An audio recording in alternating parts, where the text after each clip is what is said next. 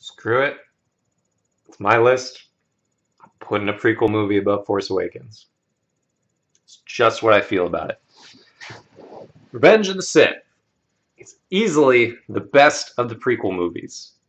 It did some things that I did not think it would be able to do, especially having seen the first two prequel movies. It was able to come up with the tragedy. It hit the tragedy decently enough. The fall of the Republic, the fall of the Jedi, the mass murder of the Jedi, the turning of Anakin to the dark side. It pulled it off despite everything that happened in the first two prequel movies, which would make you think it wouldn't be able to do it. Imagine if we liked Anakin before this movie and how tragic it would be then. It also melded the aesthetic of the prequel trilogy to the original trilogy way better than I thought it would. Way better. One of the complaints I didn't talk about the episode 1 was that it was so bright and flashy and clean when it came to the aesthetics of its world. I did not think this made sense considering it was in the past before the original trilogy where everything looked crappy and lived in and it was a different aesthetic. I sometimes wonder today if that was a choice, if it was an idyllic past that got roughed up by the Empire and its political leanings and all the war and stuff like that. Maybe that makes more sense to me today. There are also elements that show that the technology wasn't as good back then. Anakin's robot hand isn't as good. The Jedi starfighters have to have hyperspace loops in order to go anywhere. Padme dies in childbirth. Maybe the technology isn't quite as good. But just with you can see the X-Wing, you can see the TIE Fighter, you can see the Star Destroyers, and it melds together better than I thought it would have. So I appreciated that as well. But the main thing that I think makes this better, besides just the whole tragedy being pulled off better than I thought it would, is that it's a wrestling thing again. In wrestling, if you have a character that's supposed to be a good guy that the audience does not like, and you finally switch him to being a bad guy, then the audience's opinion of him matches what you want the audience's opinion of him to be. So Anakin in this movie finally turns bad guy. Which, I mean, you've hated him for 2 movies, so that fits. But it also helps with his acting style, because one thing I haven't mentioned with the previous reviews is that Hayden Christensen in episode 2 manages to be both melodramatic in his delivery and also half awake. I don't know how he does it. He's like bad in multiple directions that you'd think wouldn't work well together. He delivers lines in a way that's like ridiculous and teenage and douchey and melodramatic and whatever, but he also is like, "Oh, Padme, I really like you. I can't believe that you're going." And like he's like barely getting the words out. He's like barely emoting.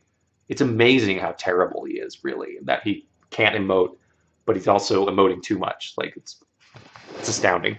But this one, when he's being controlled by the Emperor basically and turned to the dark side, him being robotic and melodramatic makes sense. There's still some cheese, definitely, when it comes to Anakin and Obi-Wan's conversation and things that are said between the Emperor and whatever. But it's not terrible, and I guess it kind of works if he's supposed to be an unthinking robot idiot. So that's definitely good. The Emperor's ascension to power works. Like, you can tell the guy's having the time of his life, and I think the fact that they chose the Emperor that was in episode 6 to be the Emperor character in these prequel movies was a very good decision. I think he's one of the best part of the prequels, and I also appreciated the fact that they gave a reason why he suddenly looked like shit, with the lightning attack burning his face and all that stuff. So that part certainly works. When all the Jedi are being killed, that's, especially the younglings, it's definitely like, oh boy. And I definitely felt upon my recent watch through, the tragedy of the certain characters not getting along anymore, and I bought how they came to the point of where they can no longer go with each other and they no longer agree with each other. Like I bought all that, the almost Shakespearean drama of Obi-Wan and Padme and Anakin coming together and then being ripped apart works in this one. You can tell Obi-Wan and Anakin like each other at this point. You can tell they've had a lot of things happen between this and the last movie. I probably would have appreciated that a little more elements of that in episode 2, but I get it. I get it. They meet each other in episode 1. In episode 2, their mentor and trainee, and they don't quite get along because he's a teenager and Obi-Wan's kind of hasn't figured out his mentorship role yet. And in this one, they get along. I would have appreciated more of that because we would have liked the characters a little bit more in episode 2. But anyway, it works in episode 3. The moment where like Obi-Wan and Anakin are talking, and having seen it before, and I knew it was the last time they ever spoke as allies, was like, I was kind of getting a little like, oh, that's sad. That's sad, but it just works, this movie. Like the action scenes aren't as good. There's a little bit of a walk and brawl in the final climactic battle between the two Jedi and the two Sith in their various places. Like walk and brawl in wrestling is like you go over the guardrail and you're walking and you're doing stuff, and it seems like it's really exciting because you're in the audience, but it's not really anything happening. That's kind of the lava battle between Obi-Wan and Darth Vader at that point. They're just like going along set pieces and doing stupid crap, and they're not really doing anything. So the action's not good, but the storytelling is much better in this one.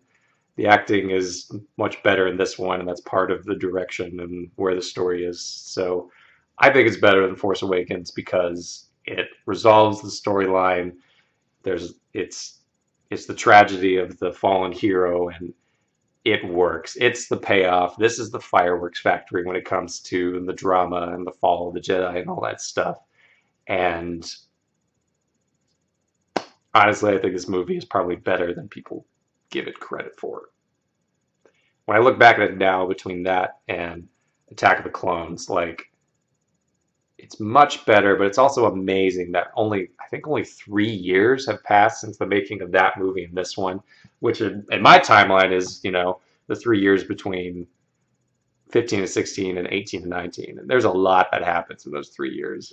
It's just kind of weird to look back on it like that, but it doesn't really have anything to do with it as a movie. I just think it pays off well, and it's way better than Force Awakens. So leave your angry comments below.